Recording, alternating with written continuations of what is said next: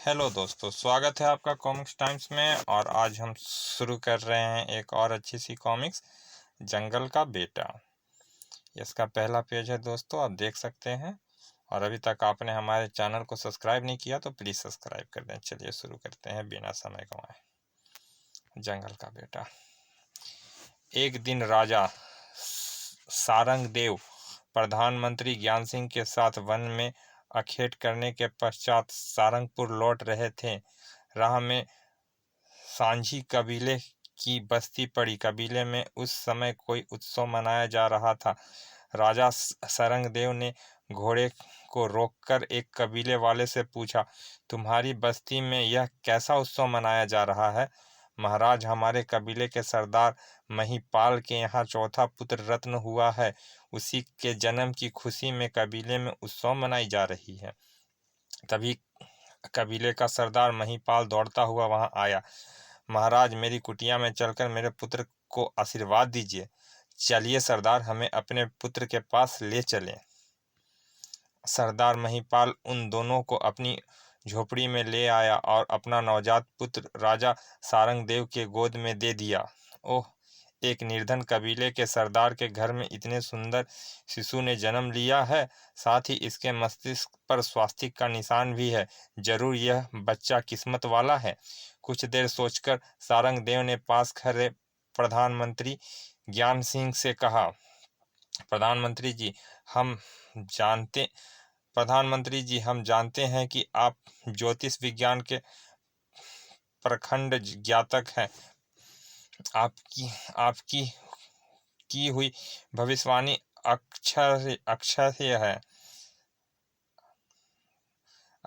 सत्य होती है। हमारे कहने पर आप इस शिशु के हाथ की रेखाएं देखकर इसका भविष्य बताइए। जो आज्ञा महाराज।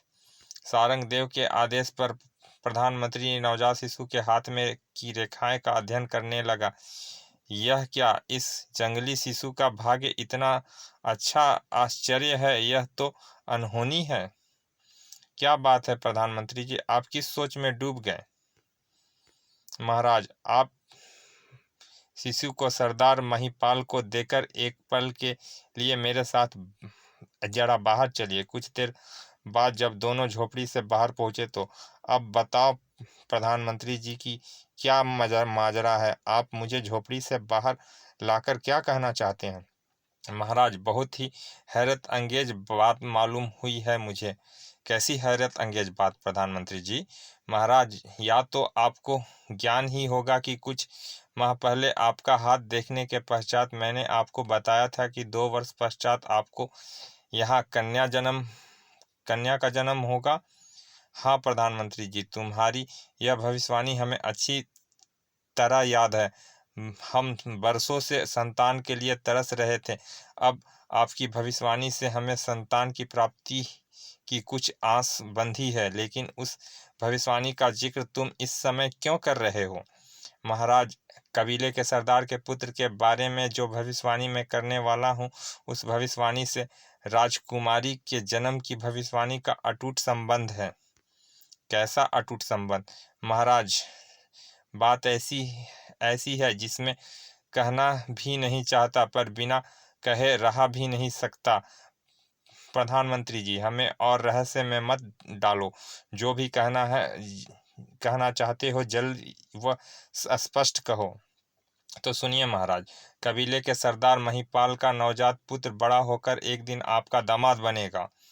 यह तुम क्या बक रहे हो प्रधानमंत्री जी? एक नीच जाति के कबीले वाले को भला हम अपना दामाद कैसे बना सकते हैं?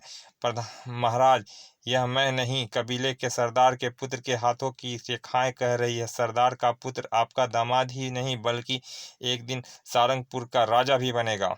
नहीं, यह ऐसा कदापि नहीं होने देंगे। लेकिन महाराज, आप भाग्य के लिखे को कैसे मिटा सकते हैं? प्रधानमंत्री जी, आप देखना हम भाग्य के लिखे को कैसे मिटाते हैं। बस आप जरा सरदार के सामने जाने पर चुप रहना। जो आज्ञा महाराज। तब सारंगदेव ज्ञान सिंह के साथ पुनर्झोपड़ी में पहुंचा।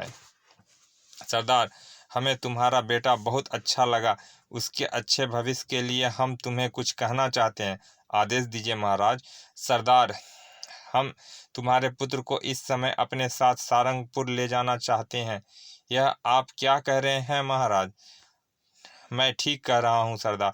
तुम्हारे पुत्र को सारंगपुर ले जाकर हम उसे उचित शिक्षा दिलाएंगे और उसे बड़ा होने पर उसे अपने मंत्रिमंडल में उचित पद देंगे। ओह, यह तो बड़ी खुशी की बात है महाराज। आपके कारण यदि मेरे पुत्र का भविष्य बन सकता है तो मुझे इसमें कोई एतराज नहीं।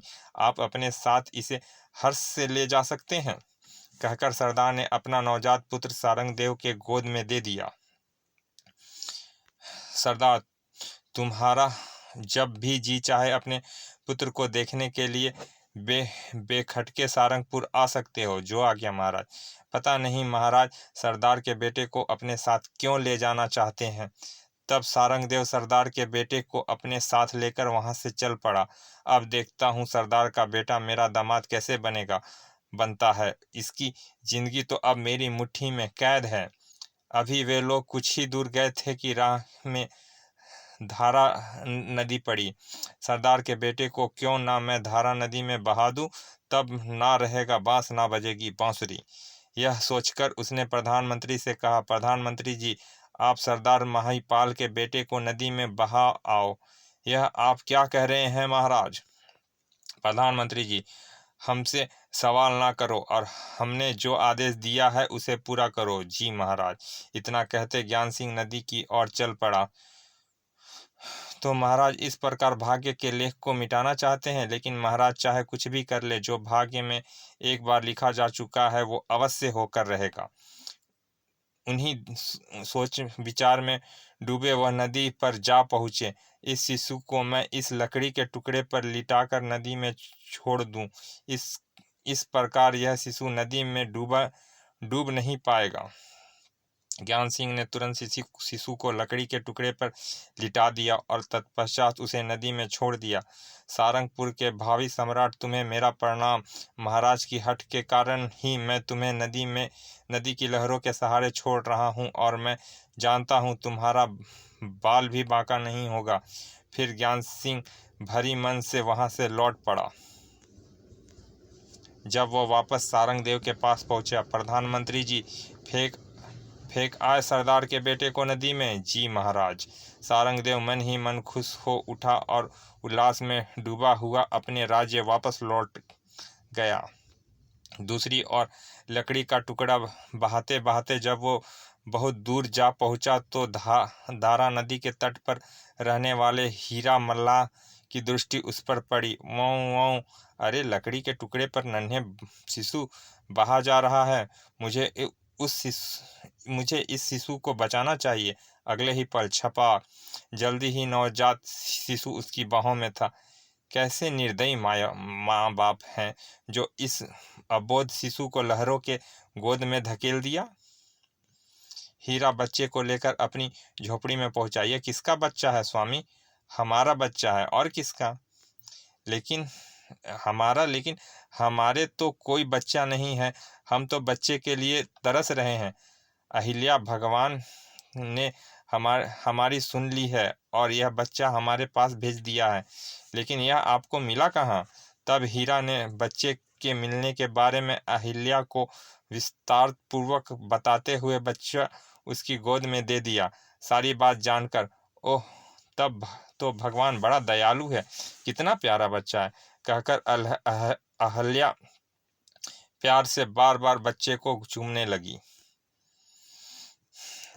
इस घटना के 10 दिन पश्चात कबीले का सरदार महिपाल सारंगपुर पहुंचा। आओ सरदार आओ, कहो कैसे आना हुआ? नमस्कार महाराज। महाराज, पुत्र का मोह मुझे यहाँ खींच लाया। ओह, तो तुम अपने पुत्र का देखने आए हो? जी महाराज। सरदार, हमें खेद है कि हम तुम्हारे पुत्र की रक्षा नहीं कर सके। क्या मतलब महाराज? सरदार, एक दिन जब हम राजकीय उद्यान में घूम रहे थे तो तुम्हारा पुत्र भी हमारी गोद में था। सरोवर के किनारे घूमते हुए ना जाने तुम्हारा पुत्र हमारे हाथों से निकलकर कैसे सरोवर में जा गिरा, जिसके तत्काल ही उसकी मृत्यु हो गई।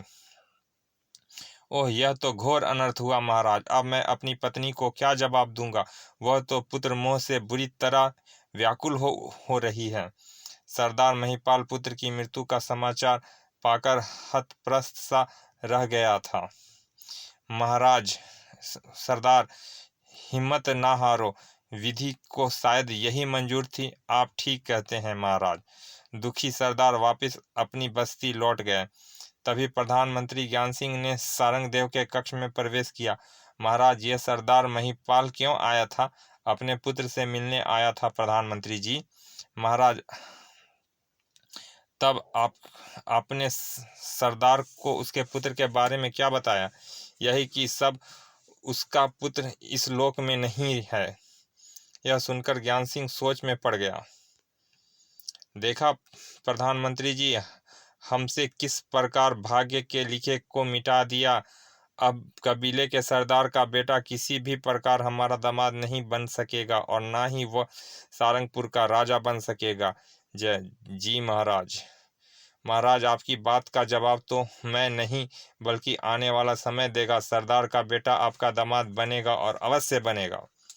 दूसरी ओर अहिल्या हीरा व उसकी पत्नी दूसरी ओर मला हीरा व उसकी पत्नी अहिल्या बड़े लाड प्यार से सरदार महिपाल के बेटे का पालन पोषण कर रहे थे। उन दोनों ने उनका नाम कुंदन रखा था। मेरे चांद से मेरे बेटे को किसी की नज़र ना लगे। धीरे धीरे 2 वर्ष बीत गए। 2 वर्ष पश्चात राजा सारंग की रानी ललिता ने एक पुत्र को जन्म दिया। महारानी ललिता, पुत्री रतन उत्पन्न करके तुमने हमारी बरसों की साध पूरी कर दी है। अब हम निसंतान नहीं रहे महारानी। पुत्री के जन्म की खुशी में राजा सारंग देव ने दिल खोलकर गरीबों को दान दिया। महाराज की जय हो। भगवान राजकुमारी को चिरंजीवी करे। सारंग देव ने पुत्री का नाम हेमलता रखा था। देखा प्रधानमंत्री जी, हमने किस प्रकार हेमलता रखा था। धीरे धीरे 20 वर्ष बीत गए। धीरे धीरे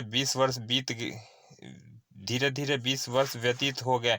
राजकुमारी हेमलता इस बीच पूरे यौवन प्राप्त कर चुकी थी। एक दिन जब राजा सारंगदेव ने राज उद्यान में घूमती हुई हेमलता को देखा तो महारानी ललिता से कह उठे, महारानी, हमारी पुत्री तो रूपनी हो गई है। अब शीघ्र ही हमें इसके विवाह की चिंता करनी चाहिए। आप ठीक कहते हैं महाराज। बेटी गरीब हो या राजा की, पिता को एक ना एक दिन बेटी को उसके ससुराल विदा करना ही पड़ता है। महारानी जी, हम आज ही पुरोहित जी से इस बारे में बात करते हैं। वे शीघ्र ही राजकुमारी हेमलता के लिए योग्य वर खोज लाएंगे। महाराज, पुरोहित जी से इस बारे में बात करने से पहले आपको दायर वन में स्थित शंकर पार्वती के मंदिर में जाकर उनके दर्शन करने चाहिए और शंकर पार्वती जी से राजकुमारी हेमलता के लिए उचित वर की प्रार्थना करनी चाहिए। अच्छा किया महारानी, तुमने हमें इस बात की याद दिला दी। हम कल ही दायत वन में स्थित शंकर पार्वती के मंदिर की ओर प्रस्थान करेंगे। दूसरे ही दिन प्रातः काल में भगवान महाराज की यात्रा सफल करना। एक दिन के सफ़र के पश्चात वो धारा नदी के तट पर पहुंचा। यहाँ तक का सफ़र तो हमने रथ द्वारा पूरा कर लिया, लेकिन आगे का सफ़र कैसे तय होगा? तभी पास की झोपड़ी में से निकलकर वृद्ध हीरा मल्लाह ने सारंगदेव से पूछा, क्या बात है महाराज?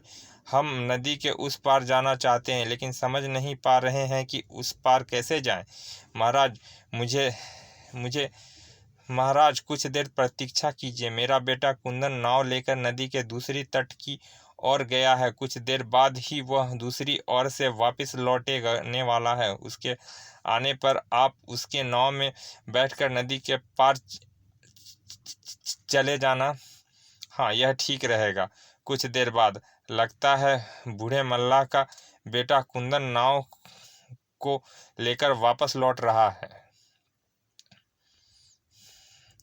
कुछ देर बाद जब कुंदन नाव को किनारे पर लाकर नाव में से उतरा तो उसके मस्तिष्क की ओर देखकर सारंगदेव बुरी तरह चौंक पड़ा। स्वास्तिक का निशान, कहीं यह वही युवक तो नहीं जिसे 20 वर्ष पहले हमने प्रधानमंत्री ज्ञान सिंह के द्वारा धारा नदी में फिकवाया था? तभी कुंदन सारंगदेव के पास आकर बोला, महाराज, क्या आपको नदी के उस पार जाना है? हाँ, जाना तो है, लेकिन पहले तुम अपने पिता को बुलाकर लाओ। जो आज्ञा महाराज। कुछ देर बाद जब कुंदन ने अपने साथ हीरा को लेकर सारंगदेव के पास वापस लौटा तो सारंगदेव ने उसे कहा, कुंदन, हम तुम्हारे पिता से एकांत में वार्तालाप करना चाहते हैं, इसीलिए कुछ देर के लिए तुम यहाँ से चले जाओ। जो आज्ञा महाराज, कहकर कुंदन झोपड़ी की ओर वापस लौट गया। चलिए दोस्तों, ये कॉमिक का भाग यहाँ समाप्त करते हैं। मिलते हैं इसके दूसरे भाग में। और अभी तक आपने हमारे चैनल को सब्सक्राइब नहीं किया तो प्लीज़ सब्सक्राइब कर दें। मिलते हैं इसके दूसरे भाग में, तब तक के लिए धन्यवाद, विदा।